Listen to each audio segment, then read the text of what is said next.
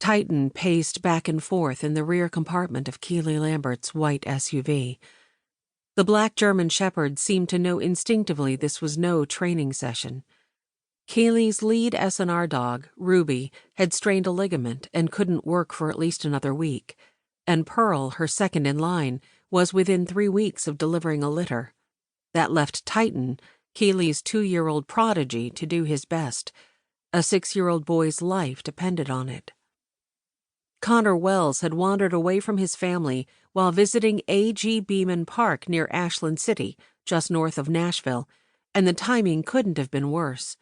Not only because this was Titan's first run, but because today's 70-degree weather, unusual for Nashville in late December, would be dropping below freezing tonight, and several inches of snow were expected tomorrow morning.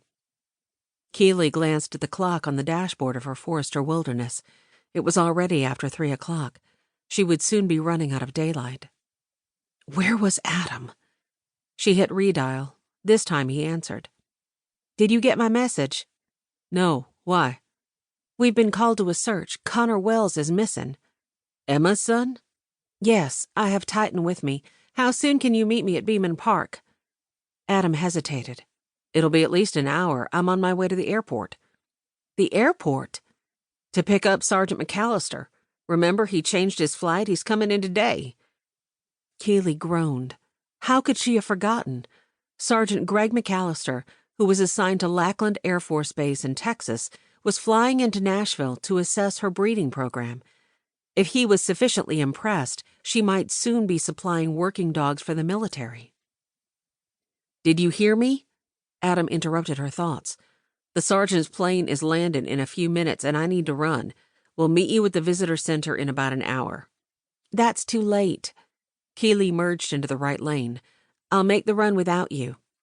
"Keely, I don't think that's a good idea. You could be out there all night." "I hope not, for Connor's sake." She glanced at the clock again. "I can't believe I forgot the sergeant was coming in today. I have too much on my mind." "Yes, you do," he said, "with Pearl's litter and your mom's problems. Just remember, you have Sarah and me to help." "I know, and I appreciate it." Adam and Sarah, now married, had been her best friends since elementary school. "I'll see you in about an hour. Keep your phone handy." "Adam, I don't know what I'd do without you." "You'd never make it," he teased, and ended the call. Keely laughed and turned onto Eaton's Creek Road. The rugged hills and forested ridges of the Highland Rim now loomed in front of her. Beaman Park, with its deep hollows and thick undergrowth, was no place for a 6-year-old boy to spend the night alone.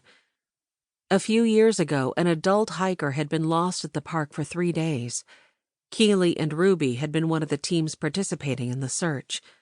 Thankfully, the man was found alive, but that had been in the warm months of the year.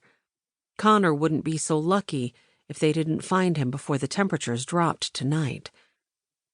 She followed the narrow, tree-lined road up the ridge to Old Hickory Boulevard and then took a right into the park entrance.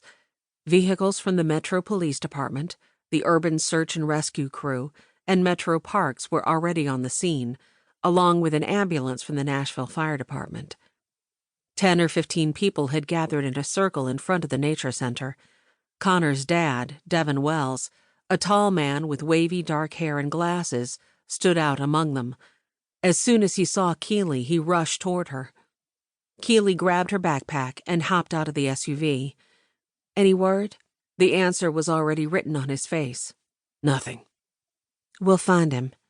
She gave him a quick hug. Devin nodded. "The police have called in the mounted patrol and bloodhounds. 2 crews are already on the ground."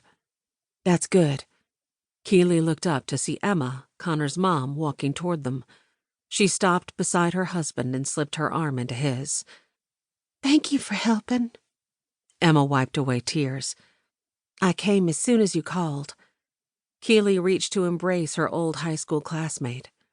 It had been a while since they had seen each other. After Emma and Devin married, they had moved to Franklin, about 20 miles from where Keely lived in Leaper's Fork. Connor had been no more than 2 years old when Keely saw him at Emma's mother's funeral, and Jessica, his 2-year-old sister, hadn't been born yet. "Where's Jessie?"